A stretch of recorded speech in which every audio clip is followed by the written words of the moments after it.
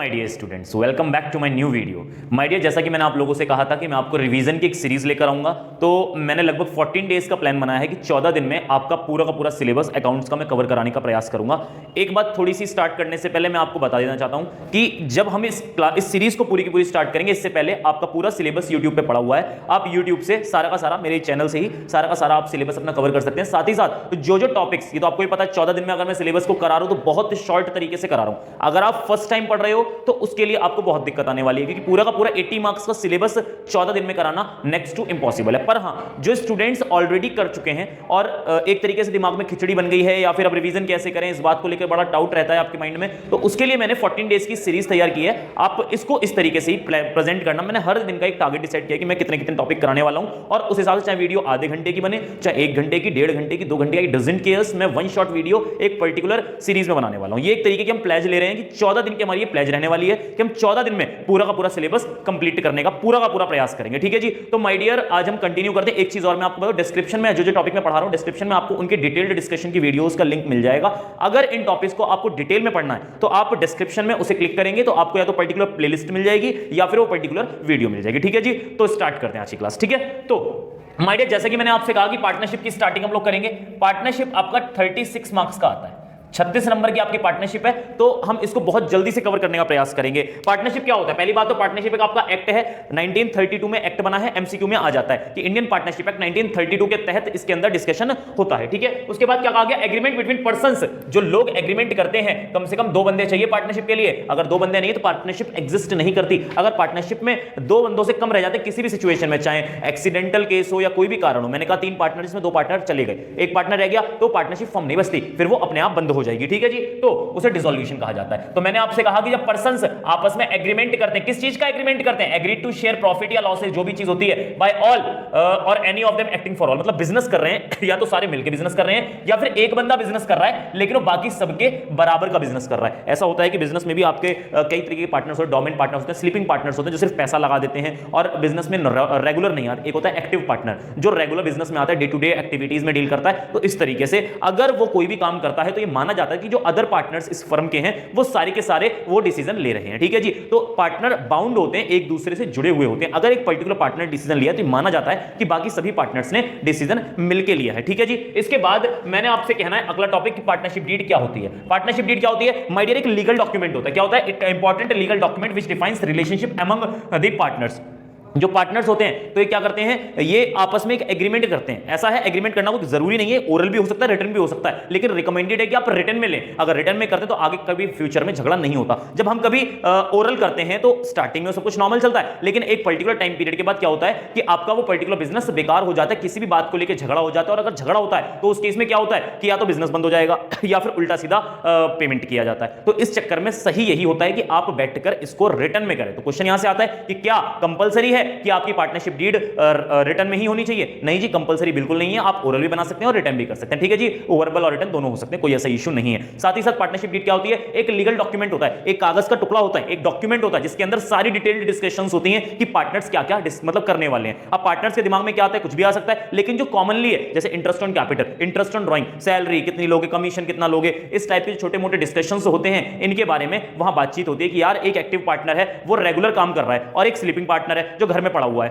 पैसा दोनों ने मिलकर लगाया। अब जब मुनाफे बंटने की बारी आई तो जो एक्टिव पार्टनर है उसको और जो स्लीपिंग पार्टनर, दोनों को बराबर बराबर पेमेंट मिल रही है क्योंकि दोनों ने कैपिटल एक साथ लगाई थी। तो गलत है, ऐसे प्रॉफिट बट रहा है। तो उस केस में क्या होता है? कई बार सैलरी दे दी जाती है। किसको दी जाती है? जो एक्टिव पार्टनर, वो सैलरी लेता है। क्या अगर मैनेजर भी होता तो वो भी तो सैलरी लेता। इसी तरीके से कई सारे डिस्कशंस होते हैं जिसको हम किसमें लिखते हैं? हम पार्टनरशिप डीड में लिखते हैं। पर क्या होता है, कई बार पार्टनरशिप डीड नहीं बनाई जाती। जब पार्टनरशिप डीड नहीं बनाई जाती तो झगड़े हो जाते, झगड़े हो जाए तब की बात कर रहा हूं। पार्टनरशिप डीड नहीं बनाती मतलब in the absence of partnership deed. अगर पार्टनरशिप डीड नहीं बनी तो क्या किया जाएगा? तो जब एब्सेंस ऑफ पार्टनरशिप डीड होती है तो उस केस में एक्ट ने हमें कुछ रूल्स बताए, हमें 5 रूल्स बताए हैं। इन 5 रूल्स को आप फॉलो करोगे। ये 5 रूल्स केवल तभी लागू होंगे, केवल तभी एप्लीकेबल होंगे जब आप पार्टनरशिप डीड नहीं बनाते। ठीक है जी। तो क्या अगला टॉपिक है? इट कैन बी ओरल और रिटन। ये आपका ओरल भी हो सकता है, रिटन भी हो सकता है। In the absence of partnership deed, partnership deed अगर नहीं है तो क्या करोगे? इंटरेस्ट ऑन लोन 6% 50% अलाउ करो, और दूसरा profit and loss equally distribute कर दो, और कोई काम नहीं है, बाकी सबको मना कर दिया गया। कहा गया interest on partners capital not allowed, क्योंकि हमें इंटरेस्ट ऑन पार्टनर्स कैपिटल पे करना होता है, क्योंकि हम किसके पॉइंट ऑफ व्यू से अकाउंटिंग कर रहे हैं, हम फर्म के पॉइंट ऑफ व्यू से अकाउंटिंग कर रहे हैं। हम फर्म के पॉइंट ऑफ व्यू से अकाउंटिंग करेंगे तो फर्म के पास जो पैसा आएगा वो फर्म की इनकम, और जो जाएगा फर्म का एक्सपेंस। जब पार्टनर्स ने कैपिटल मुझे दी तो मुझे बदले में क्या देना पड़ रहा है, उनको इंटरेस्ट देना पड़ रहा है, उसको बोलते हैं इंटरेस्ट ऑन कैपिटल। जब फर्म दे रही है तो खर्चा है तो अलाउ करते हैं इसको। तो कहा गया अगर डीड नहीं बनाई है तो हम इंटरेस्ट ऑन कैपिटल नहीं देंगे। इसके बाद मैं आपसे बात करूं, इंटरेस्ट ऑन ड्राइंग लेने की बारी होती है, मतलब जब कैपिटल पार्टनर्स ने मुझे दी तो अब मैंने उनको इंटरेस्ट पे किया। इसी तरीके से जब मैं उनको ड्राइंग्स दे रहा हूं, ड्राइंग्स क्या होता है, पर्सनल खर्चों के लिए पैसे लेकर जाते हैं पार्टनर्स, तो जब मैं ड्राइंग्स पे कर रहा हूं पार्टनर्स को तो बदले में उनसे भी तो इंटरेस्ट लूंगा, उसको बोलते हैं इंटरेस्ट ऑन ड्राइंग। तो मैं उनसे ले रहा हूं, जब लेता हूं उसे चार्ज बोलते हैं, ठीक है जी। तो क्या कहा गया, इंटरेस्ट ऑन कैपिटल जब हम अलाउ नहीं करते तो इंटरेस्ट ऑन ड्राइंग पे हम चार्ज नहीं करेंगे, ना कोई सैलरी देंगे, ना कोई कमीशन, ना कोई रेम्यूनरेशन। रेम्यूनरेशन कुछ और नहीं, सैलरी का ही एक रूप होता है, ठीक है जी। सैलरी, कमीशन, रेम्यूनरेशन कुछ भी अलाउ नहीं किया जाएगा किसी भी पार्टनर को। समझ में आती बात, इतनी सी बातचीत इसके अंदर है, इसे आप फटाफट नोट डाउन करें, फिर मैं आगे का एक्सप्लेन करता हूं। तो अगला टॉपिक हमारा है किस चीज का, प्रॉफिट लॉस एप्रोप्रिएशन अकाउंट। आप पॉज करके वीडियो को सब नोट कर लेना, ठीक है जी। वैसे तो नोट्स मैंने क्लास में बनवा रखे हैं, बाकी चीजें भी आपको एक्सप्लेन कर रखे हैं। फिलहाल अब इनको हम एक्सप्लेन करते हैं, प्रॉफिट लॉस एप्रोप्रिएशन अकाउंट क्या होता है। तो माय डियर, मैं आपको बता दूं, profit and loss appropriation account partners और जो फर्म है इनके बीच में जो भी डिस्कशंस होते हैं profit and loss appropriation account से होते हैं। मतलब अगर फर्म पार्टनर से कुछ ले रही है या अपने पार्टनर से कुछ दे रही है तो profit and loss appropriation account से ही लेगी या देगी, ठीक है जी। तो इसके अंदर जो भी डिस्कशंस होंगे वो किसके किसके बीच में होंगे, पार्टनर्स और फर्म के बीच में, ठीक है जी। कोई यहां नहीं आए कंफ्यूज करने के लिए, आपको मैनेजर्स कमीशन दिया जा सकता है, मैनेजर्स कमीशन नहीं आएगा, पार्टनर्स कमीशन आएगा, ठीक है जी। तो देखें, ये नेट प्रॉफिट है, ये नेट प्रॉफिट कहां से आता है, वही जो आपने 11वीं क्लास में सीखा। सारे टॉपिक डिटेल में बता रखे हैं मैंने, आपको डिस्क्रिप्शन में इनकी डिटेल वीडियो का लिंक मिल जाएगा, अगर आपको डिटेल में देखना है तो आप वहां से देख सकते हैं। अब मैं तो यही कहूंगा कि आप डिटेल में देख लेना ज्यादा अच्छा है, क्योंकि मैं बहुत जल्दी जल्दी इसको कराने का प्रयास करूंगा, वरना वीडियो में ऑब्जेक्टिव तो यही सारा सिलेबस भी कवर करूं और वीडियो छोटे से छोटा रहे। तो इस वजह से लिंक मैं डिस्क्रिप्शन बॉक्स में डाल दूंगा, आप उसे प्रॉपर देख लेना, भले स्पीड बढ़ा के देख लेना पर देख जरूर लेना, बाकी आपकी इच्छा है। तो मैंने आपसे क्या कहा, नेट प्रॉफिट क्या है, नेट प्रॉफिट वही है जो आपने 11वीं क्लास में सीखा था, trading and profit and loss account से आया करता था, फिर वो कहां ट्रांसफर होता था, बैलेंस शीट के अंदर ट्रांसफर होता था। अब क्या है कि बैलेंस शीट बनने से पहले हमें खाते बनाने पड़ेंगे, profit and loss appropriation account और साथ साथ में पार्टनर्स का कैपिटल अकाउंट।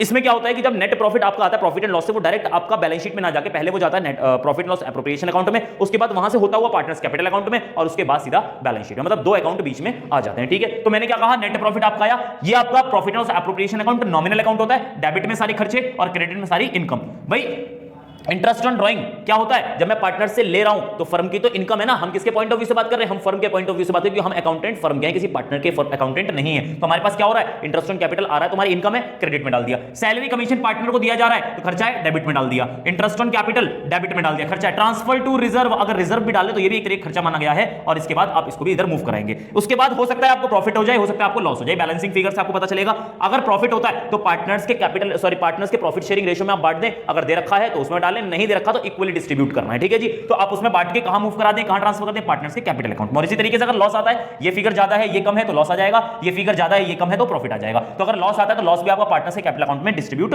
हो जाएगा। चलिए जी, इसके बाद क्या टॉपिक हमारा, अब टॉपिक हमारा इंटरेस्ट ऑन कैपिटल का है। कुल मिला के इसी वीडियो में आपको इस इंटरेस्ट ऑन कैपिटल के बाद इंटरेस्ट ऑन ड्राइंग भी कराऊंगा, इसी वीडियो में आपको मैं करंट भी कराऊंगा, और इसी वीडियो में मैं आपको कमीशन भी कराऊंगा। हाँ जी, कमीशन भी इसी वीडियो में कराऊंगा। इसके बाद नेक्स्ट वीडियो में बाकी चीजें हम ट्राई करेंगे, ठीक है। तो इंटरेस्ट ऑन कैपिटल की कहानी क्या है, इंटरेस्ट ऑन कैपिटल की कहानी कुछ तो हमने यही पढ़ रखी है कि अगर डीड नहीं बनाई, व्हेन डीड डजंट एग्जिस्ट, और एक व्हेन डीड एग्जिस्ट। तो भाई जब डीड नहीं बनाई तो not allowed, interest on capital देना ही नहीं, यही तो पढ़ा हमने कि जब डीड नहीं बनती है तो interest on partners capital not allowed. वो चीज यहां पर भी है कि भैया अगर इंटरेस्ट ऑन कैपिटल की बात करें, अगर आपने डीड नहीं बनाई तो हम उसको अलाउ नहीं करेंगे, लेकिन अगर आपने डीड बनाई है, अगर डीड बनाई है तो दो चीजें इसमें आती हैं, या तो आप डीड में प्रॉपर लिखोगे कि आपका इंटरेस्ट ऑन कैपिटल चार्ज है, अगर चार्ज है तो भाई साहब देना पड़ेगा, फिर तो आपका कंपलसरी हो गया, वो तो आपको पे करना ही पड़ेगा हर हाल में। तो मैंने कहा अगर चार्ज है तो फुल्ली अलाउड करो, चाहे प्रॉफिट हो चाहे लॉस हो, वी डजंट केयर्स, हमें पूरा का पूरा देना पड़ेगा। लेकिन अगर साइलेंट है कि चार्ज है या एप्रोप्रिएशन है, मतलब एप्रोप्रिएशन की कहानी सिंपल सी ये होती है कि प्रॉफिट है तो दे दो, लॉस है तो मत दो, प्रॉफिट कम है तो कम दे दो, ज्यादा है तो पूरा दे दो। सिंपल सी कहानी एप्रोप्रिएशन में होती है, उसमें कंपलसरी पेमेंट का कोई झमेला नहीं होता, लेकिन चार्ज में आपको कंपलसरी पेमेंट होती है, चाहे प्रॉफिट हो चाहे लॉस हो, आपको पे करना पड़ेगा। तो चार्ज में तो कहानी ही खत्म हो गई, कहानी खत्म होगी,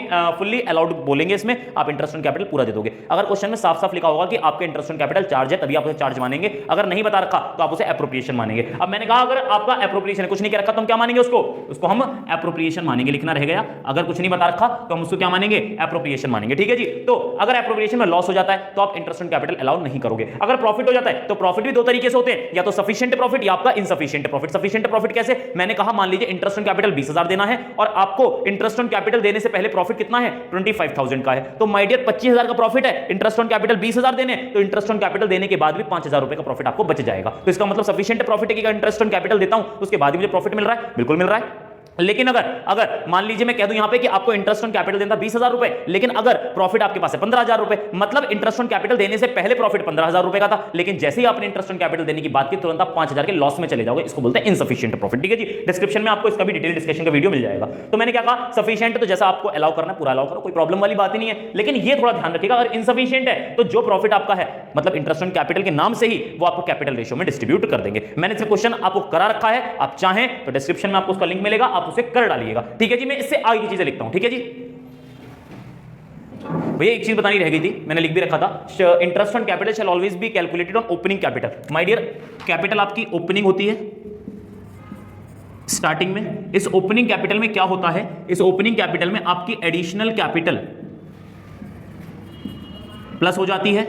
इसमें प्रॉफिट अगर है तो प्लस हो जाएगा और लॉस है तो माइनस हो जाएगा। और ड्राइंग्स इसमें से क्या कर दी जाती हैं, ड्राइंग्स इसमें से माइनस कर दी जाती हैं। उसके बाद हमारी निकल के आती है क्लोजिंग कैपिटल। तो बात यह है कि इंटरेस्ट ऑन कैपिटल का आपको रेट दे दिया और क्लोजिंग और ओपनिंग दोनों कैपिटल दे दी, तो उस केस में आप किस पे निकालेंगे, interest on capital shall always be calculated on opening capital. इस बात का थोड़ा ध्यान रखिएगा। ठीक है। तो अब मैंने आपसे कहा कि मान लीजिए एग्जाम में आपको क्लोजिंग कैपिटल दे दिया, हालांकि पास्ट एडजस्टमेंट में इसका बहुत ज्यादा रोल है, लेकिन फिर भी यहां पे डिस्कशन इसका कर लेते हैं जब इंटरेस्ट ऑन कैपिटल की बात चल ही रही है। पास्ट एडजस्टमेंट सिंपल सा फॉर्मेट पढ़ेंगे और आगे बढ़ जाएंगे। तो मैंने कहा आपसे अगर क्लोजिंग कैपिटल आपको दे रखी है तो आपको क्लोजिंग कैपिटल की मदद से आपको ओपनिंग कैपिटल ढूंढनी पड़ेगी। मतलब जो आप इधर आ रहे हो तो आपने जो चीज प्लस की है माइनस की, और अगर वापस जा रहे हो तो जो आपने पहले प्लस किया था आप माइनस कर दोगे। मतलब कुल मिला के अगर आप क्लोजिंग कैपिटल से ओपनिंग कैपिटल पे जाना है तो मैं आपसे कह देता हूं, क्लोजिंग कैपिटल से अगर आपको ओपनिंग कैपिटल पे जाना है तो ड्राइंग्स आपने पहले माइनस की थी, अब आप क्या कर देंगे, प्लस कर देंगे। इसके बाद मैंने कहा प्रॉफिट आपने पहले प्लस किया था, अब प्रॉफिट माइनस कर देंगे। और इसके बाद एडिशनल कैपिटल जो आपने पहले प्लस किया था तो अब आप एडिशनल कैपिटल क्या कर देंगे, माइनस कर देंगे। ठीक है जी। उसके बाद क्या आ जाएगा आपके पास ओपनिंग कैपिटल आ जाएगा और आप opening capital interest on capital निकाल सकते हो। ठीक है जी। अब आप इसको नोट करें, मैं आगे का टॉपिक कराता हूं। चलिए जी।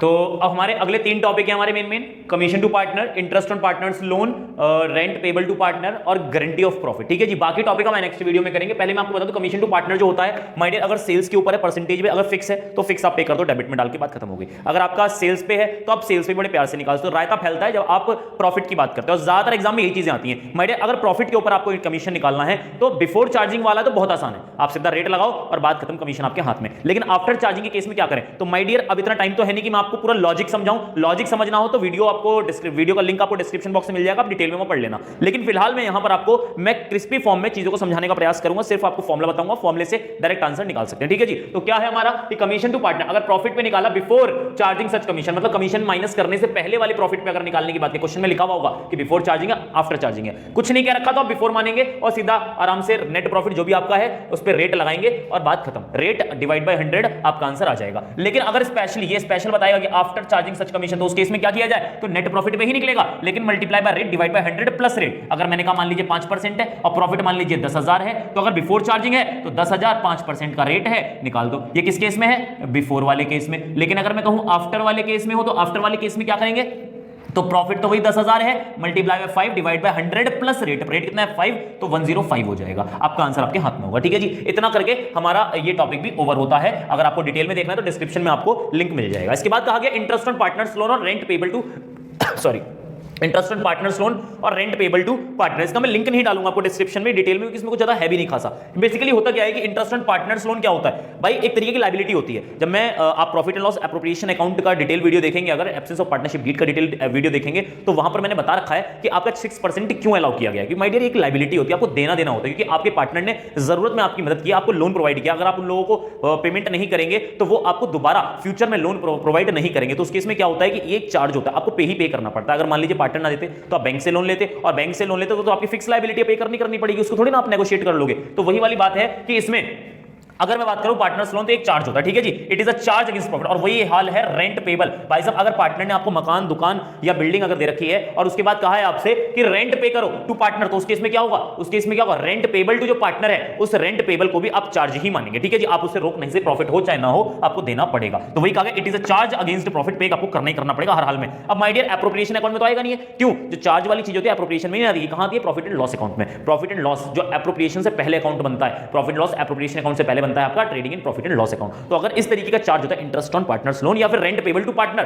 तो वो आपके प्रॉफिट एंड लॉस के डेबिट में जाता है। तो अगर आप प्रॉफिट एंड लॉस अकाउंट बनाने की स्थिति में है तो आप प्रॉफिट एंड लॉस अकाउंट के डेबिट में डाल के बात खत्म कर दें। लेकिन अगर नहीं दे रखा, अगर आपको प्रॉफिट निकाल कर दे दिया, तो आप वर्किंग नोट में कैलकुलेट करें, वर्किंग नोट में माइनस करके दिखाएंगे, आप इसको profit and loss appropriation account के डेबिट में नहीं डालेंगे, ठीक है जी। इसके बाद यही आप काम करने वाले इसमें रेंट पेबल में भी, तो वही बात कहेगी, it must be debited to profit and loss account and credited to partner's loan account. अगर आपको समझ में नहीं आया तो मैं बताइएगा, मैं एक वीडियो बना दूंगा डिटेल में इसके बारे में। और वही काम है रेंट पेबल अकाउंट के लिए भी करना है कि डेबिट करना है profit and loss appropriation, sorry profit and loss account के अंदर, और क्रेडिट करना है किसमें, रेंट पेबल अकाउंट में। बाकी सभी चीजें क्या होती है, प्रॉफिट लॉस एप्रोप्रिएशन अकाउंट में डेबिट होती है और क्रेडिट कहां होती है, पार्टनर्स के कैपिटल अकाउंट में। अगर मैं इंटरेस्ट ऑन कैपिटल की बात करूं, इंटरेस्ट ऑन कैपिटल आपका डेबिट कहां होता है, प्रॉफिट लॉस एप्रोप्रिएशन अकाउंट में, और क्रेडिट कहां होता है, पार्टनर्स के कैपिटल अकाउंट में। इंटरेस्ट ऑन ड्राइंग की बात करूं तो क्रेडिट कहां होती है, प्रॉफिट लॉस एप्रोप्रिएशन अकाउंट में, और डेबिट कहां होती है, profit and loss, sorry partners के कैपिटल अकाउंट में। लेकिन यहां पर क्या है, यहां पर क्या है कि डेबिट होगा प्रॉफिट एंड लॉस अकाउंट में और क्रेडिट उनके पर्टिकुलर खाते में होगा, मतलब पार्टनर्स का लोन अकाउंट है, मतलब पार्टनर्स का लोन है तो पार्टनर्स के लोन अकाउंट में, और अगर रेंट है तो रेंट पेबल अकाउंट में, ठीक है जी, नॉट इन पार्टनर्स के कैपिटल अकाउंट, ठीक है। ये बात यहां क्लियर होती है। इसके बाद बात करते हैं guarantee of profit. Guarantee of profit क्या होता है माय डियर,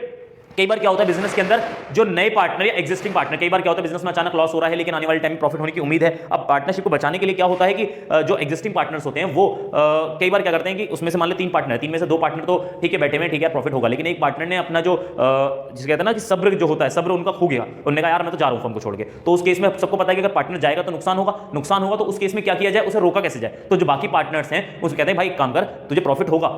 वो पार्टनर कहता है भाई प्रॉफिट अब तक नहीं हुआ, अब क्या होगा, उनका हम तुझे गारंटी देते हैं, अगर प्रॉफिट ना हुआ तो हम अपनी जेब से तुझे पे करेंगे।